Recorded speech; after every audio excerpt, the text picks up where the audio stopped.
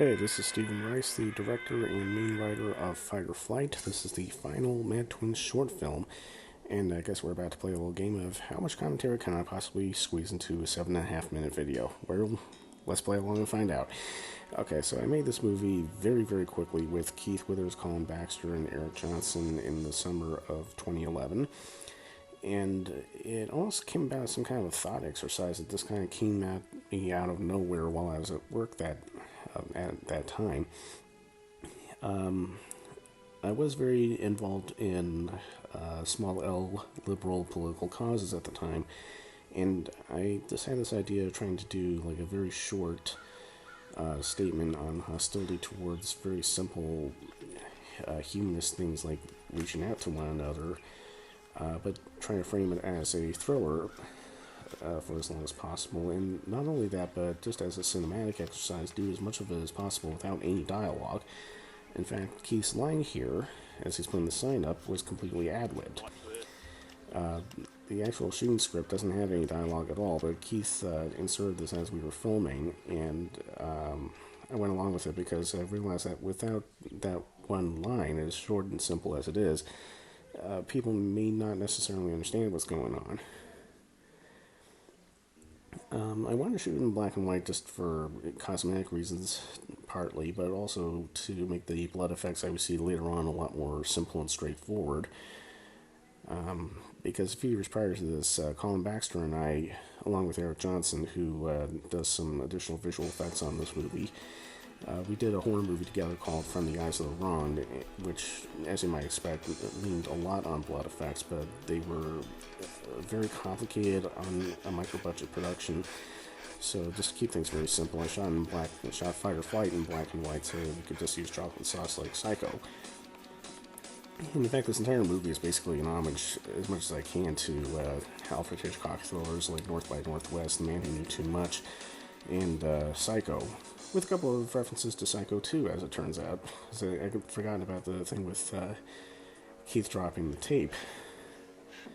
And there's a little bit of Orson Welles and Robert Rodriguez in here as well. Like, for instance, this shot walking up to Keith is almost straight out of El Mariachi. more by accident than anything else, but it works very well.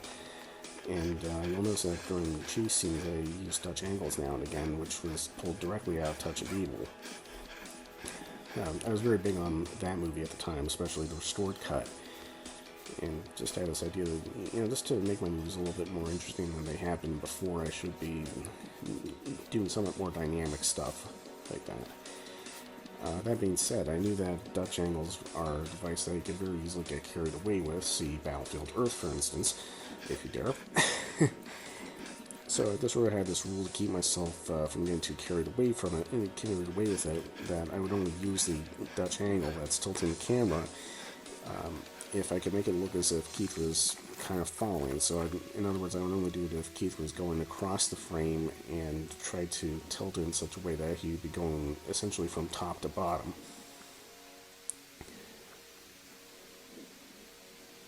Well, the sad thing about looking at some of these chase locations is that a lot of it isn't there anymore. Most of that forest that Keith and Colin were just going through is actually, so most of that field is paved up and has condos on it now.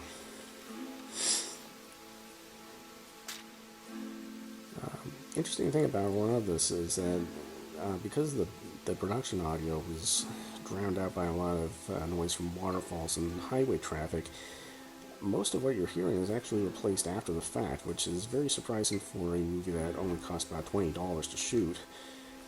But by this point, the Mad Twins films had kind of established itself behind the scenes very well. So we had, among other things, a standalone audio recorder, and after we had a rough cut of the movie put together, I would literally just walk around various locations in the area that we were filmed in, and I would just reconstruct sound effects.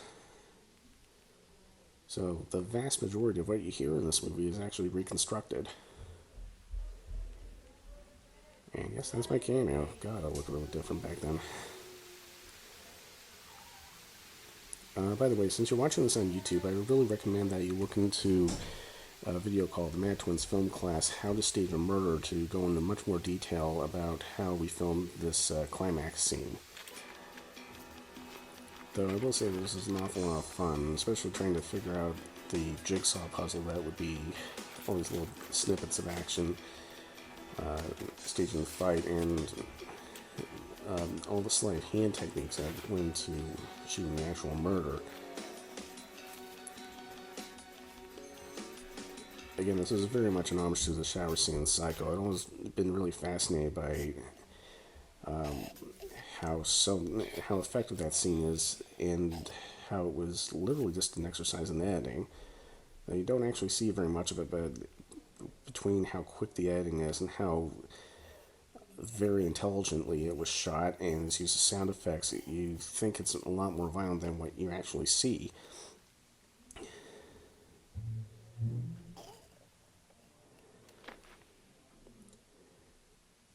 And that White Shot was a reshoot, by the way.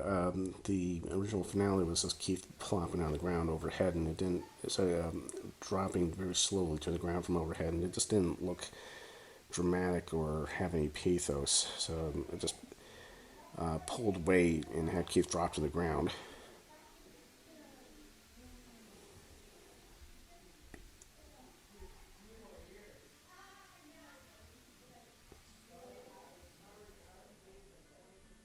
And this sums it up. I was trying not to be very heavy handed with this movie because it did try to construct it as a thriller that just had a little political twist in the end.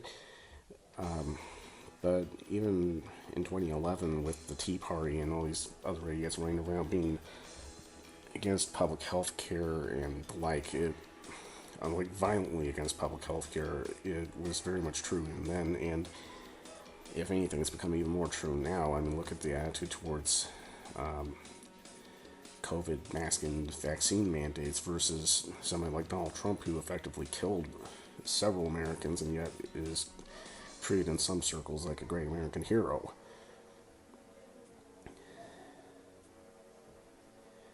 So that pretty much wraps it up. Thank you very much for listening to this, and I hope you enjoyed the movie.